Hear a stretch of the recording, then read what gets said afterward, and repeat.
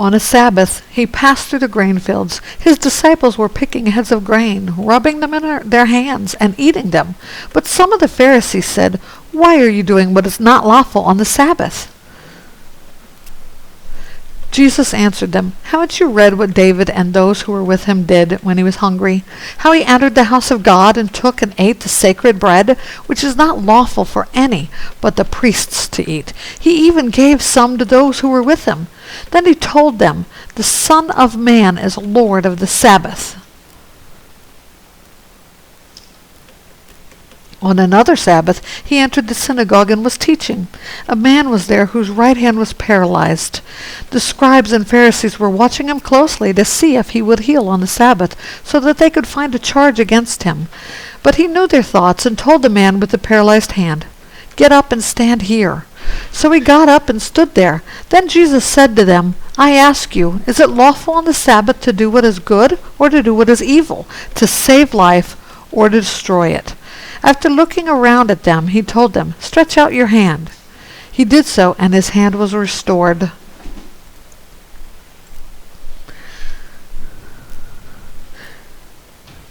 They, however, were filled with rage and started discussing with one another what they might do to Jesus. During those days he went out to the mountain to pray and spent all night in prayer to God. When daylight came, he summoned his disciples, and he chose 12 of them. He also named them apostles. Simon, whom he also named Peter, and Andrew his brother, James and John, Philip and Bartholomew, Matthew and Thomas, James the son of Alphaeus, and Simon called the Zealot, Judas the son of James, and Judas Iscariot, who became a traitor. After coming down with them, he stood on a level place with a large crowd of disciples, and a great number of people from all Judea and Jerusalem, and from the seacoast of Tyre and Sidon. They came to hear him and to be healed of their diseases, and those tormented by unclean spirits were made well. The whole crowd was trying to touch him, because power was coming out from him and healing them all.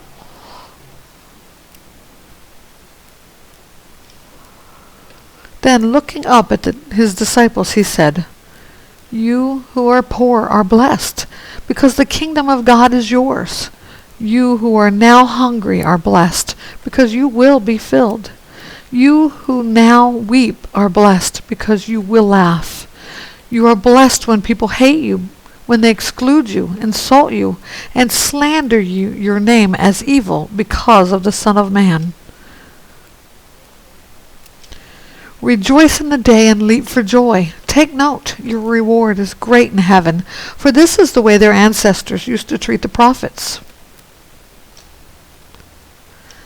But woe to you who are rich, for you have received your comfort.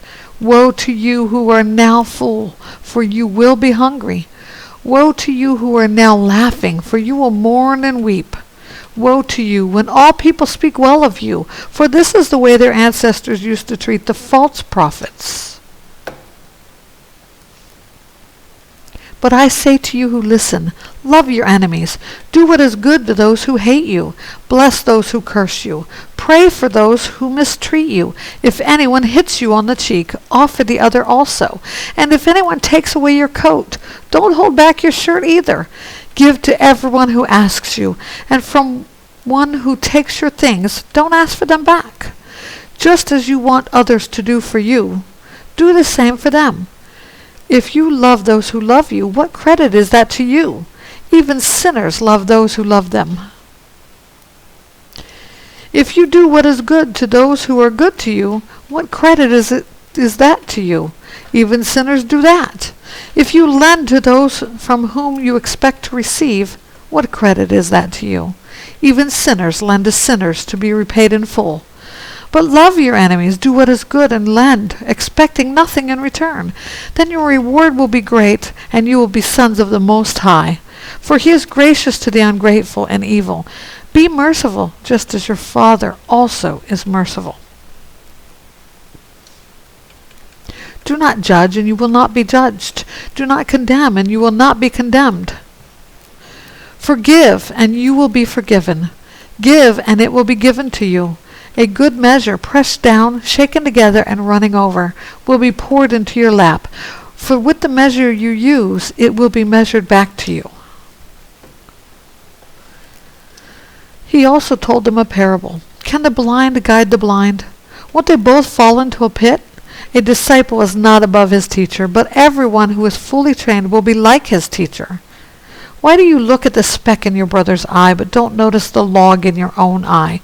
Or how can you say to your brother, Brother, let me take out the speck that is in your eye, when you yourself don't see the log in your eye? Hypocrite! First take the log out of your eye, and then you will see clearly to take the speck in your brother's. Take out the speck in your brother's eye. A good tree doesn't produce bad fruit. On the other hand, a bad tree doesn't produce good fruit. For each tree is known by its own fruit. Figs aren't gathered from thorn bushes, or grapes picked from a bramble bush. A good man produces good out of the good storeroom of his heart. An evil man produces evil out of the evil storeroom, for his mouth speaks from the overflow of the heart. Why do you call me Lord, Lord, and don't do the things I say? I will show you what someone is like who comes to me. Here's my word and acts on them. He is like a man building a house who dug deep and laid the foundation on the rock. When the flood came, the river crashed against that house and couldn't shake it because it was well built. But the one who hears and does not act is like a man who built a house on the ground without a foundation.